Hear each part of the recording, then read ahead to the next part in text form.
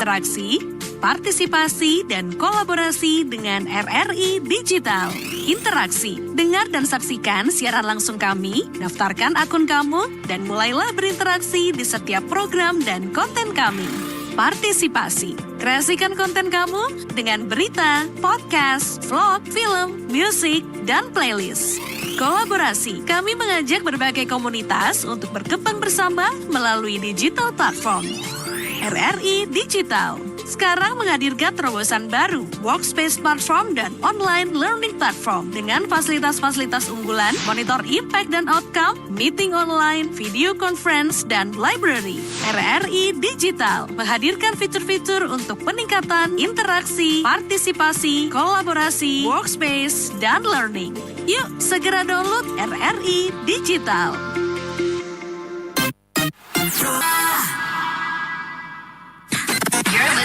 Listening to Pro 2 FM Singaraja. Teman terbaik kamu. Info Pro 2.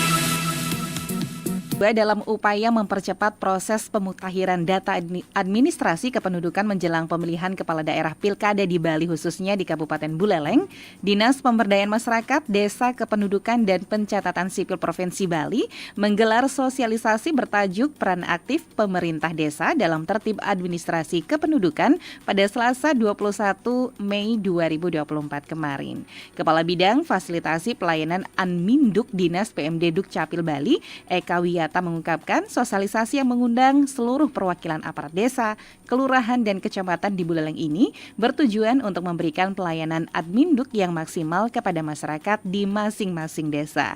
Dirinya pun menekankan para aparat desa mampu berperan aktif dalam memberikan layanan kependudukan hingga kepada pemilih pemula hingga pemutahiran data adminduk masyarakat menjelang pilkada mendapat segera diselesaikan.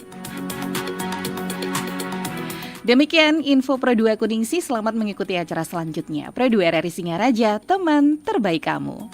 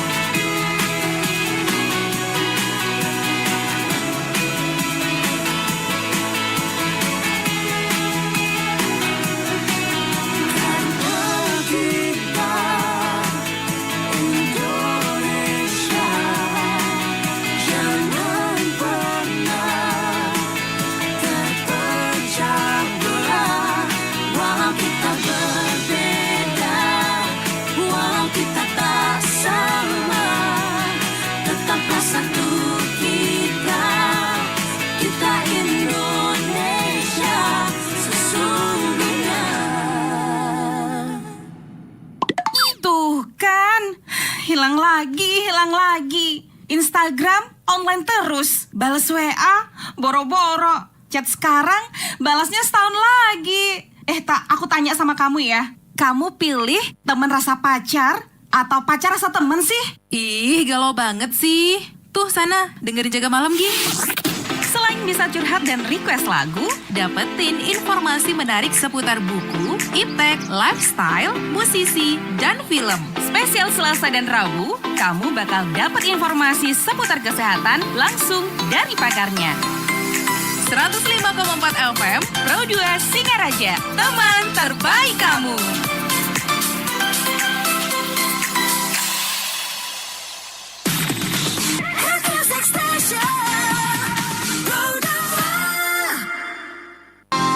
Sekarang kamu lagi dengerin Pos Jaga. pengen ngobrol sambil jaga malam.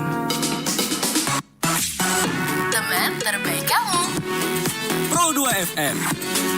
Teman terbaik kamu.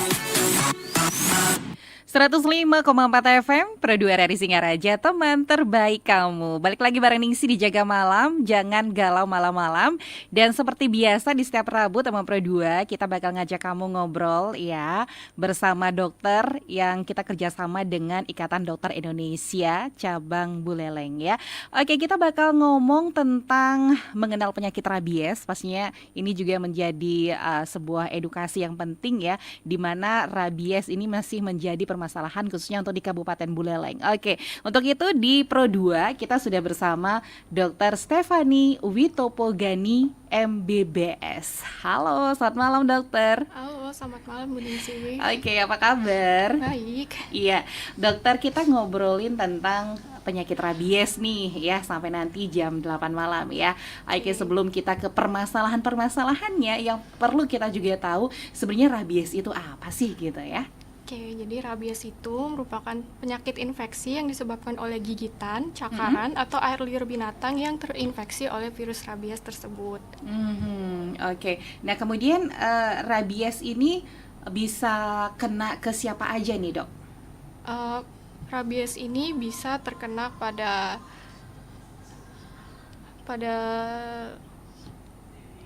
Siapapun mungkin yang digigit begitu ya dok siapapun ya? yang bisa digigit, terutama pada orang-orang yang bekerja erat dengan hewan seperti dokter hewan, lalu petani atau juga penanganan hewan. Mereka memiliki risiko yang lebih tinggi terpapar hewan yang mengidap rabies.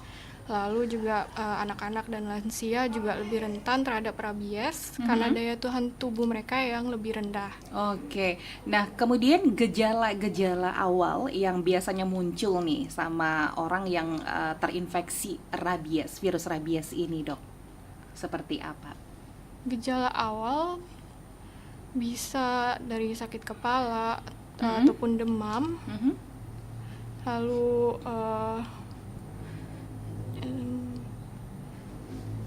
bisa juga demam, sakit kepala, dan juga rasa tidak nyaman di tempat gigitan tersebut.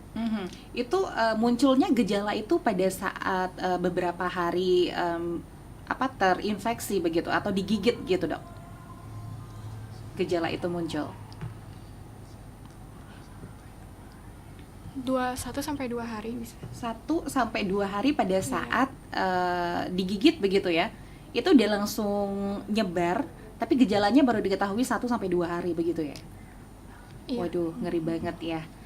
Jadi kalau misalnya teman Pro 2, mudah-mudahan ini nggak terjadi sama siapapun begitu, dan mudah-mudahan kasus-kasus rabies di Buleleng ini bisa segera ditanganin ya.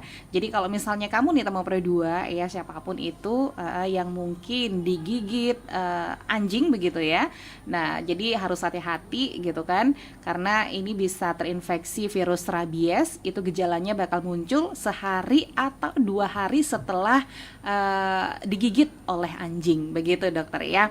Oke, buat kamu teman berdua yang pengen tanya-tanya seputar rabies, boleh yuk gabung bareng kita di 0811 399 1054 atau bisa juga join di RRI Digital. Kamu bisa gabung di Pro 2 RRI Singaraja ya di live chat kita, atau bisa di YouTube RRI Singaraja Official ya. Kita tunggu teman Pro 2 sampai nanti jam 8 malam. Oke, kita juga pengen tahu nih dokter, gimana sih cara virus rabies ini mempengaruhi sistem saraf manusia begitu? Sebahaya apa sih yang harus kita waspadai begitu? Karena kalau kita ngomong rabies, kasusnya ini kan udah sampai mengarah ke kematian begitu kalau kita kena, dokter ya. Iya, betul. Oke, nah seperti apa nih virus rabies mempengaruhi sistem saraf manusia? Untuk perjalanan penyakitnya, jadi setelah seseorang terpajan virus rabies melalui gigitan, cakaran ataupun jilatan pada mukosa atau kulit yang tidak utuh, maka virus akan menetap selama 2 minggu di sekitar pajanan, lalu akan melakukan replikasi di jaringan otot sekitar luka gigitan tersebut. Lalu kemudian virus itu akan berjalan menuju susunan saraf pusat melalui saraf perifer tanpa ada gejala klinis. Lalu setelah mencapai otak, virus akan melakukan replikasi kembali secara cepat dan menyebar luas ke seluruh sel-sel saraf otak, terutama di sel-sel sistem limbik di bagian hipotalamus dan juga batang otak. Lalu virus tersebut akan berjalan melalui ke arah perifer, lalu akan menyerang hampir tiap organ dan juga jaringan di dalam tubuh. Waduh, ngeri banget ya dokter ya.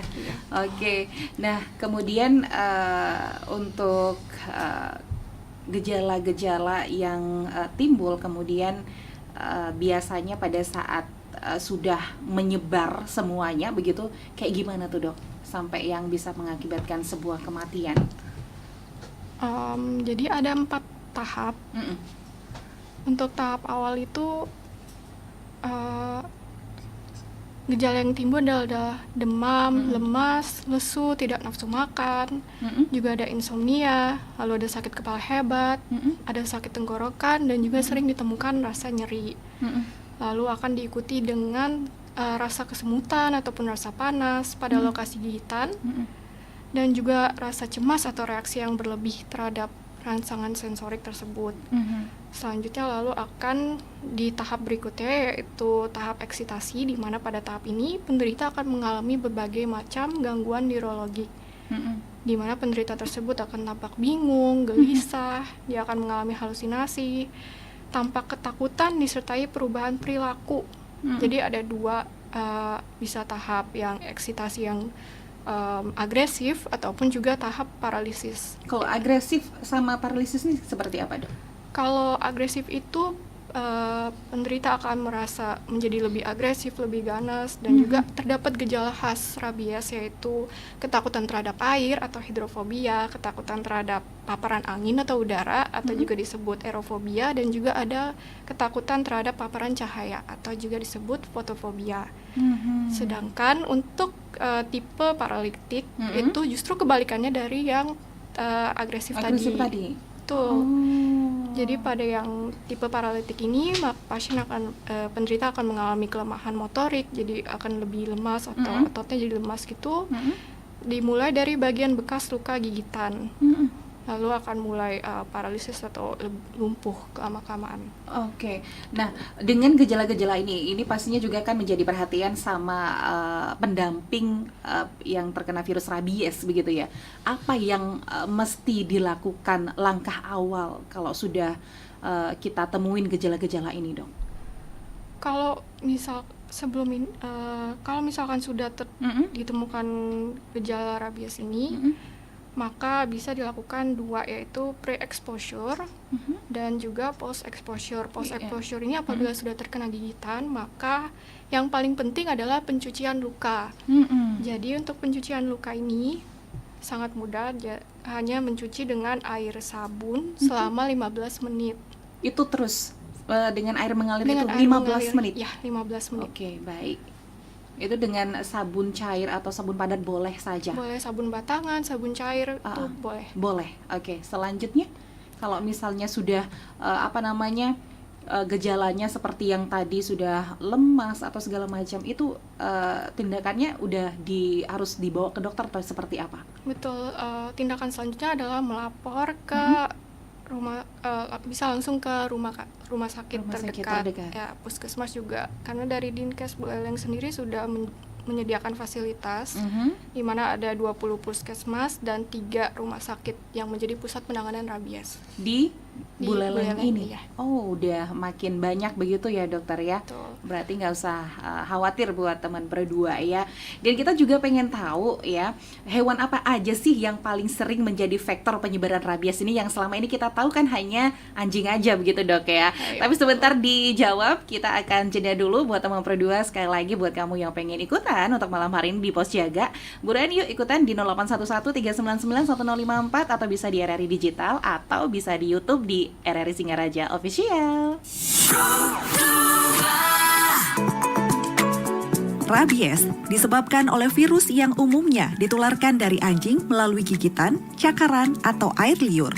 Selain anjing, hewan yang juga dapat membawa virus rabies dan menularkannya ke manusia antara lain kera, kucing, musang, dan kelinci. Gejala rabies biasanya muncul sekitar 30 hingga 90 hari setelah penderita tergigit hewan yang terinfeksi. Hal ini dapat membuat diagnosis rabies sedikit susah karena penderita bisa saja lupa telah tergigit atau tercakar hewan rabies. Gejala awal yang dapat muncul meliputi demam, kesemutan pada luka gigitan, dan sakit kepala. Selain itu, gejala lanjutan yang dapat dialami oleh penderita rabies seperti kram otot, sesak nafas, dan halusinasi yang menjadi tanda bahwa kondisi pasien makin memburuk. Rabies perlu ditangani segera meski gejalanya belum muncul. Pengobatan rabies adalah dengan membersihkan luka serta memberikan serum dan vaksin anti rabies. Tujuannya untuk membantu sistem kekebalan tubuh melawan virus rabies sehingga infeksi dan peradangan pada otak dapat dicegah. Segera konsultasikan ke tenaga kesehatan apabila tergigit hewan yang dapat menularkan rabies dengan mengunjungi puskesmas atau rumah sakit terdekat.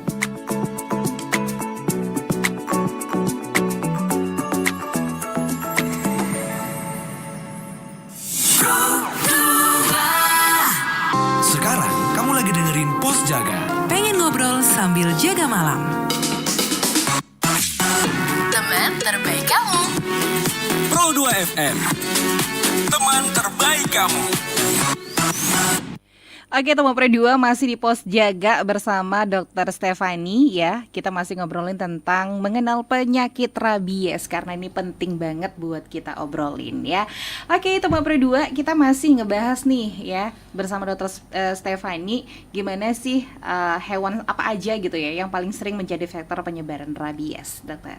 Iya, untuk faktor penyebarannya itu lewat hewan yang berdarah panas. Jadi bukan hanya anjing tapi bisa kera ataupun kucing ataupun kelelawar sekalipun. Yang penting dia berdarah panas maka bisa ditularkan. Gitu ya. Berarti yang biasa berinteraksi dengan manusia paling tidak ini anjing dan juga kucing begitu ya dokter ya. Kalau kera sama apa tuh kelelawar ya? Iya, itu kan lebih jarang lah ya.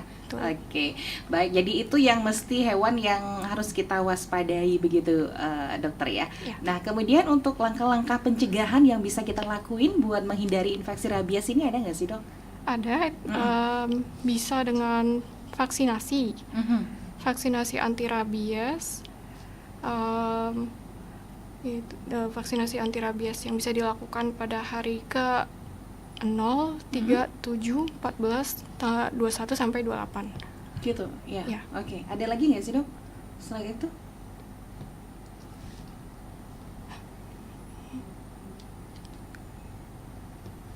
Oke, itu aja ya. Oke, baik, kita langsung ke WhatsApp ya. Ada yang ikutan malam hari ini. Kita lihat dulu WhatsApp-nya.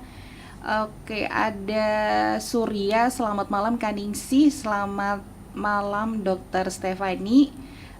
Saya pengen bertanya ya dok, ini mengenai nenek saya yang kemarin terkena gigitan anjing peliharaan sendiri di rumah yang memang saya belum vaksin. Nah, lalu saya sudah ajak ke puskesmas dan sudah divaksin. Nah, mengenai gigitan anjingnya ini tidak berdarah. ya, apakah itu rabies dan apa yang harus saya lakukan. Terima kasih. Semoga Dokter Stefani bisa membantu menjawab. Oke, terima kasih Mbak Surya. Oh ya, tadi bisa diperhatikan dulu untuk perilaku anjingnya, apakah perilaku anjingnya ini mengarah cenderung ke rabies atau enggak. Jadi apakah dia agresif atau ganas. Lalu karena lukanya itu tidak berdarah, jadi itu termasuk ke kategori 1 atau kategori ringan. Itu perlu kalau misalnya digigit tapi tidak berdarah, perlu dicuci juga nggak sih, Dok? Untuk pencegahan sebenarnya lebih baik dicuci. 15 menit itu sama ya, dengan sabun. Betul. Oke, itu Surya. Nah, selain memperhatikan dari tindakan dari si anjing ini, apalagi yang harus kita perhatikan, Dok? Yang bisa diperhatikan apakah ada gejala yang muncul pada yang digigit, dan juga lebih baik dibawa ke RS secepatnya, RS atau puskesmas cepatnya. Oke. Nah, kemudian ini karena tadi anjing peliharaannya belum divaksin, mungkin sekalian aja kali gitu kan, betul, ya. Bukan hanya neneknya aja yang divaksin, anjingnya juga untuk menghindari hal-hal yang tidak diinginkan gitu ya. Iya. Oke, itu dia Surya jawabannya dari Dokter Stefani. Nah, ini lagi nih. Halo, selamat malam Kak Ningsih dan juga dokter. Mohon maaf, saya izin bertanya. Di kampus saya ada anjing liar. Suatu hari anjingnya pernah menggigit anak-anak yang sedang main gitu ya. Nah, anak itu langsung dibawa ke rumah sakit, sudah mendapatkan suntikan antibiotik dan perawatan yang tepat. Gigitannya itu nggak terlalu besar. Nah, kemudian selang 2 hari menggigit, anjing itu langsung mati. Dan katanya sih udah disinyalir itu terkena rabies. Nah, yang saya tanyakan, anjingnya itu kenapa mati ya? Bahaya nggak sih, Dok? Kalau anjing itu udah langsung mati, katanya selang 2 hari. Berarti anjing itu ya tadi udah ya dibilang katanya juga sih ya katanya ini anjing itu katanya rabies karena meninggal setelah 2 hari dia menggigit anak-anak yang main itu. Oh iya, jadi mungkin anjing itu bisa dibawa ke penanganan rabies untuk nanti bisa dicek apakah anjing benar itu rabies gitu ya. Iya, jadi spesimen otaknya akan diperiksa di lab untuk mengetahui apakah itu positif rabies atau tidak. Nah, ini pertanyaannya kenapa setelah menggigit dia mati katanya? Mungkin infeksi virusnya sudah ini ya kali. Gitu. Jadi itu ya jawabannya. Baik, terima kasih yang sudah ikutan ya. Ini menjadi wawasan kita juga, menambah wawasan kita juga ya. Baik, yang mau tanya-tanya lagi silakan di 0811399154 ya. Kita juga tunggu via live chat di RRI Digital ataupun di RRI Singaraja Official. Jangan kemana-mana. Sekarang kamu lagi dengerin Pos Jaga. Pengen ngobrol sambil jaga malam. Bareng Ningsih, Pro 2 FM, teman terbaik kamu. Ke rumahnya Ketut yuk. Ih, enggak takut. Kok takut? Emang rumahnya Ketut ada hantunya? Bukan hantu, tapi anjing. Ya elah, cuman anjing aja kamu takutin. Gimana nggak takut? Kalau di rumahnya Ketut, itu banyak banget yang dilepas liarkan. Nanti aku takut digigit, terus aku tertular rabies. Mari bantu pemerintah daerah mencegah penyebaran rabies dengan tidak melepas liarkan hewan peliharaan kamu.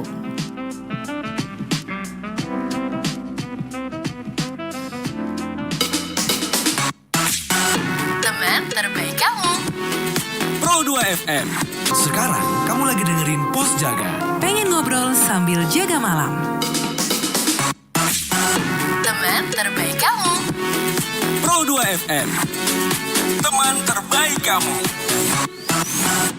Oke, balik lagi di Pos Jaga Tema Pro 2. Kita masih ngobrolin tentang rabies gitu ya bersama Dokter Stefani. Nah, Dokter Stefani, kita juga pengen tahu nih penularan rabies itu melalui hewan begitu kan? Nah, apakah melalui gigitan saja atau bisa dengan udara atau air liur seperti itu? Apa itu bisa ya mengakibatkan tertular rabies? Umumnya sih, lebih ke Dari gigitan, Gigitan, namun heeh. juga bisa lewat cakaran. Oh, cakaran Cakaran ya. juga bisa. Cakaran juga bisa ya. Ya. Kemudian kalau air liur atau udara gitu, kira-kira Ke air liur sih. air liur ya, Iya, bisa betul, ya. air liur. Oke, baik.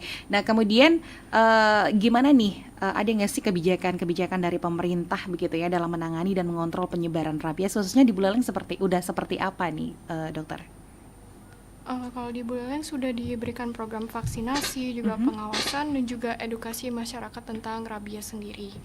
Oke, edukasinya itu melalui apa saja misalnya, dokter? Ke sekolah-sekolah kah atau ya Bisa seperti lewat itu ya? penyuluhan, juga bisa lewat dari semacam ini, dari siaran radio, Ah. juga lewat dari internet, dari sosial media begitu. Oke, baik.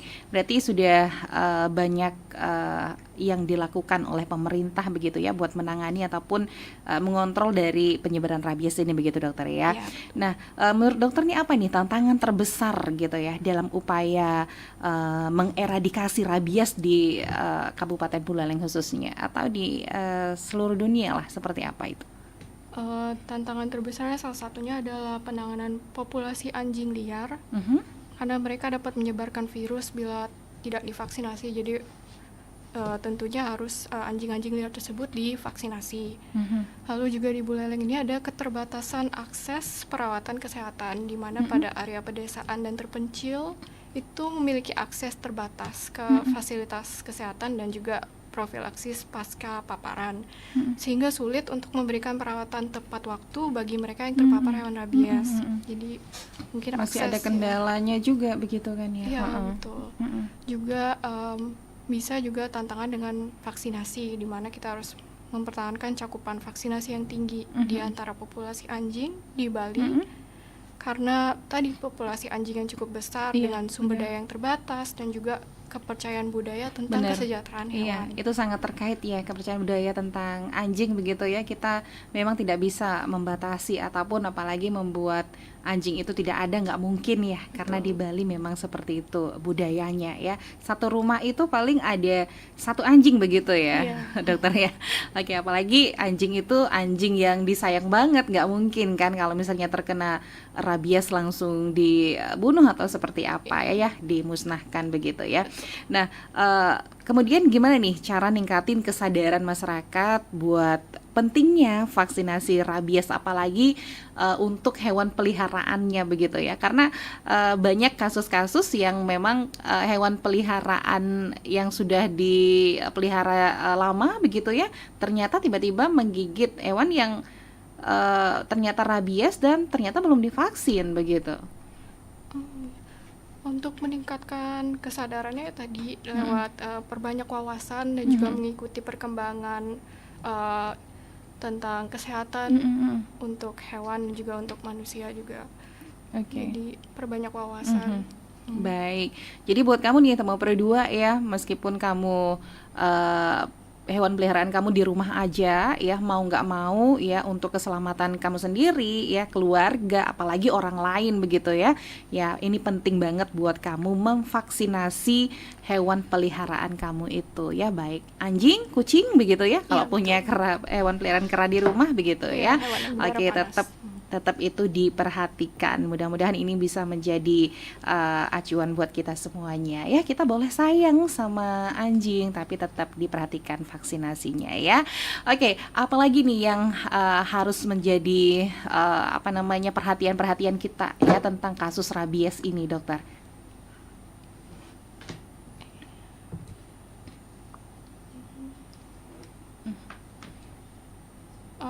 Bisa bawa hewan kesayangan kita untuk divaksinasi ke dokter hewan. Gitu. Oke, itu yang sangat-sangat penting menjadi catatan kita semuanya begitu, dokter ya.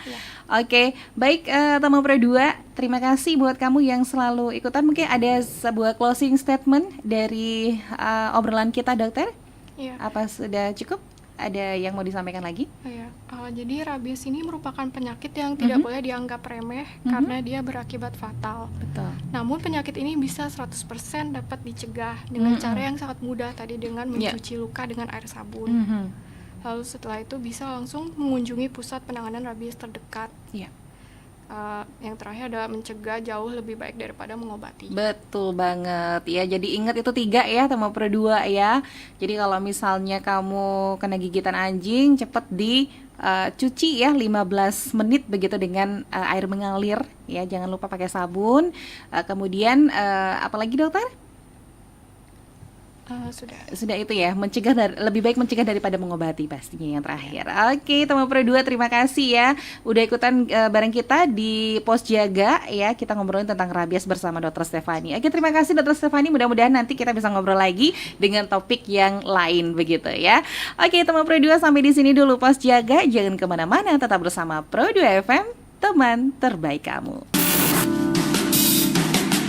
Sekarang kamu lagi dengerin Pos Jaga. Pengen ngobrol sambil jaga malam? Bareng Ningsih, Pro 2 FM.